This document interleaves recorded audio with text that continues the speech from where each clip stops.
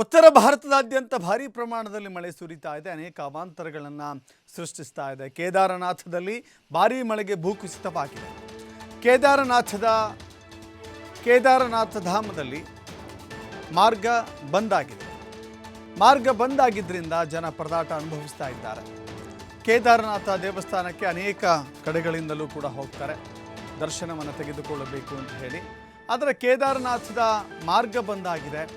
So ಮಾರ್ಗ ಬಂದಾಗಿರೋದರಿಂದ ನೋಡ್ತಾ ಇದ್ದೀರಿ ದೃಶ್ಯಾವಳಿಗಳಲ್ಲಿ, ಇದೊಂದು ದುರ್ಗಮ ಹಾದಿ. ಈ ಹಾದಿಯನ್ನು ಸವಿಸೋದಿದೆಯಲ್ಲ, ಅಷ್ಟು ಸುಲಭ ಸಾಧ್ಯದ ಮಾತಲ್ಲ.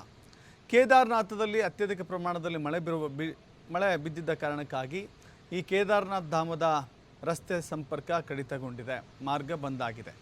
ಸೊ ಹೀಗಾಗಿ ಅಲ್ಲಿನ ಅನೇಕ ಪ್ರವಾಸಿಗರು ತೊಂದರೆಗೀಡಾಗಿದ್ದಾರೆ.